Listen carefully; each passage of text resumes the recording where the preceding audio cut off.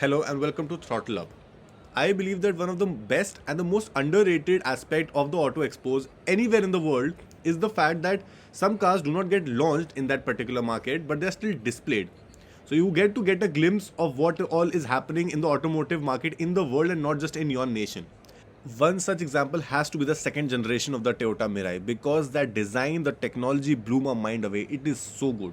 The second generation of the Mirai was globally launched in 2020 and the first generation was globally launched in 2014, but Toyota hasn't had any plans whatsoever to launch this in India because this uses a fuel cell EV technology, which basically means that it's powered by hydrogen, and that technology is very nascent in India right now. But I'm just glad I got to see it in person. Now, before I start talking about the design, I have to talk about how hydrogen fuel cell works. So, it has a power plant inside and stores compressed hydrogen inside fuel tanks. Now, that compressed hydrogen goes to the power plant, that hydrogen gets converted into electricity, and then that electricity powers the wheels.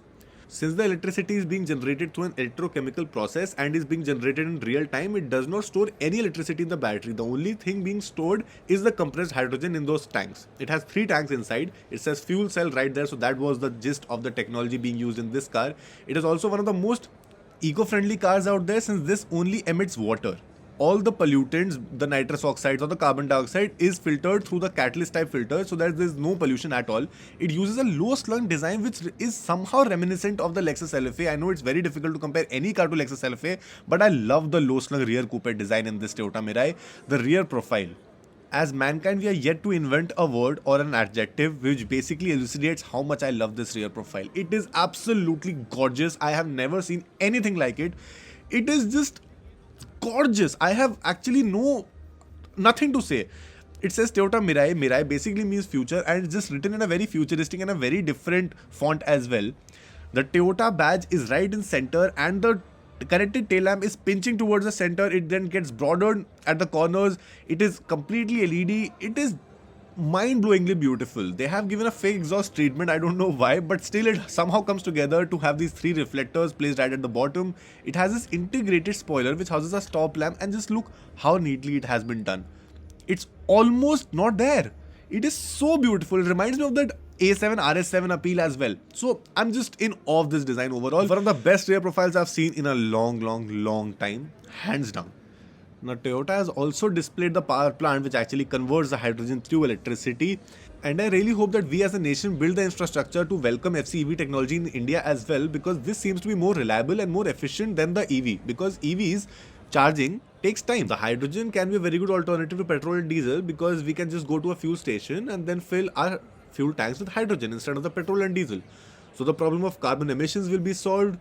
So it eliminates the cons of the ICE engines like the carbon emissions and the high cost of petrol and diesel, and brings the pros of the EVs like the fact that they're more environment conscious and pocket friendly, simultaneously reducing the problem of the charging time as well.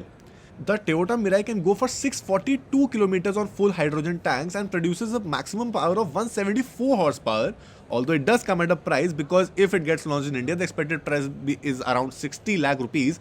But all of that is just hearsay and rumors because nothing's confirmed yet by Toyota for anything, the price or the launch date, or even if there's any plan to launch the Toyota Mirai in India in the first place.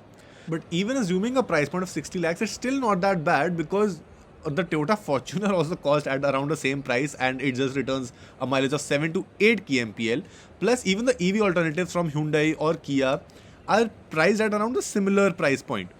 The Kia EV6 is around 65 and the Ioniq 5 is around 45, but they use an EV technology and they have battery packs and they also require time to charge, but this is a completely revolutionary technology. This is way more ahead of that curve as well.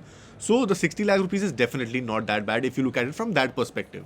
So that was the first glimpse and my take on the Toyota Mirai. Do let me know in the comments what do you think about this car, whether would you want this to be launched in India as soon as possible. Please like this video if you appreciate our content and hit the subscribe button to keep watching Throttle Up.